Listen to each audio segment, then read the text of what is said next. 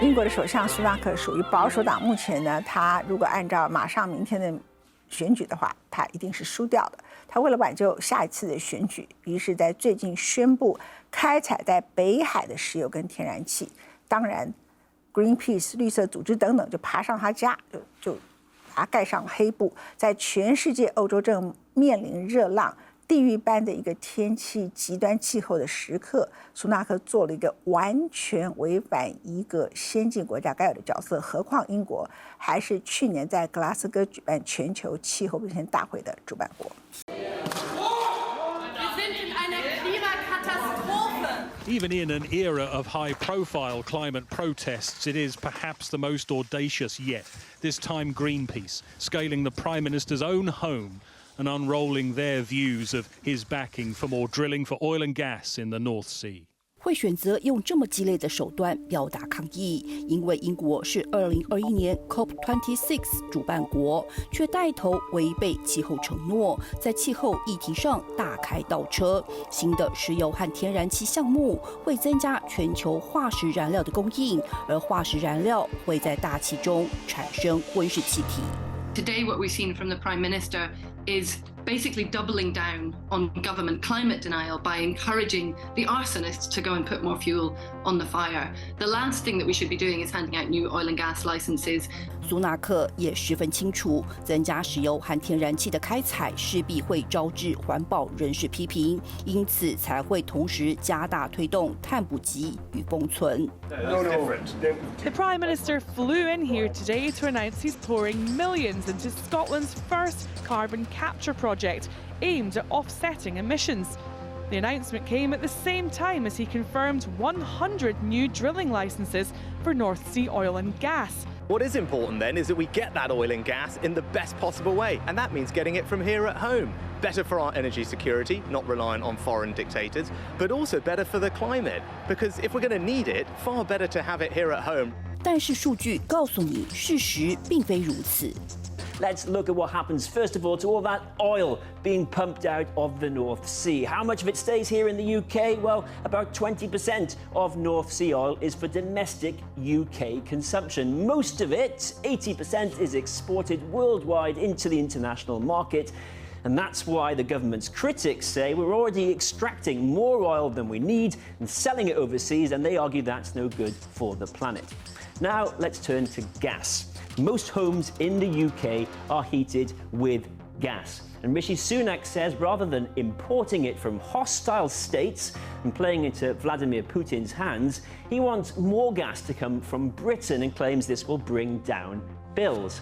Now, the UK is a net importer of gas, but even before the invasion of Ukraine, Russia provided just 4% of our gas in the UK. Most of our gas imports come from not very hostile Norway. So, household energy bills soared not because of Russian imports, but because the price we pay for gas is set by traders on the global market, and that price increased after Russia invaded Ukraine. So, would extracting more gas from the North Sea deliver Rishi Sunak's promise today of British energy from Britain at a cheaper cost? Well, he can't force companies that extract North Sea gas to sell it in the UK, nor at a discounted price. And many North Sea projects are backed by multinational companies from countries including Norway, the United Arab Emirates, and China. And the gas they extract is traded internationally at international prices. 如果英国根本用不了那么多，为什么还要开放新的执照呢？ With a general election on the horizon, the climate has become a dividing line in politics. The Prime Minister says he's taking an approach that's all about boosting energy security. His opponents argue it's more about shoring up Conservative votes. 因为工党已经表明，如果明年获胜，将停止发放新的钻探许可证。反之，执政的保守党似乎已经确定，保护油气业更能赢得选票。The seeds for the Acorn project, or Scottish cluster, were first sown here years ago, but in the first round of funding, Scotland missed out, with money for carbon capture schemes going to 2 sites in the north of England instead. The Conservatives were forced to deny they were focused more on red wall voters rather than helping a workforce here in the northeast transition away from oil and gas. For many in this area, it's been a frustrating wait.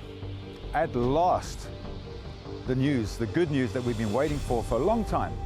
Simon Brebner is the chief executive of Peterhead Port. He's looking to the future and thinks the scheme could be up and running by the end of the decade. The Prime Minister is promising 21,000 jobs as a result of this.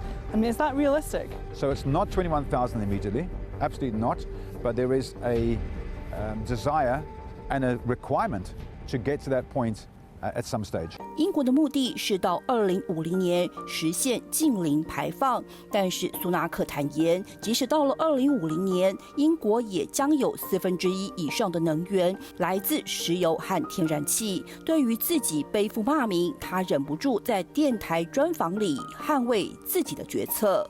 But we're not actually truly dangerous radicals are the countries that are increasing the production of fossil fuels, says the United Nations Secretary General. Well, so what I would say, not just to him but more generally, and is to your colleague Chris let's look at the record. Which G7 country out of the large countries, America, Italy, France, Germany, us, Canada, Japan, no, which of those countries has decarbonised fastest over the past years or decades? Which one? It's the UK. Okay. Right? So okay. we should not take any lectures from anybody about our record. Our record is fantastic. It's better than everyone else's. So I think we can take comfort in that. That's to Secretary General and everyone else. Where's the largest offshore wind farm in the world? Here in the UK. Where's the second largest? Here in the UK. Third largest, fourth largest here in the UK. Your point is well Where made. do we get half of our electricity from this year? Renewables, right? So we are making progress, but it is absolutely right to get energy from here at home as we've transitioned. The Prime Minister says he is committed to reaching net zero, but in a proportionate and pragmatic way. That clearly isn't enough for some, and the debate is now very close to home. 谢谢你收看今天文茜的世界周报，文茜的世界财经周报，我们下礼拜见，拜拜。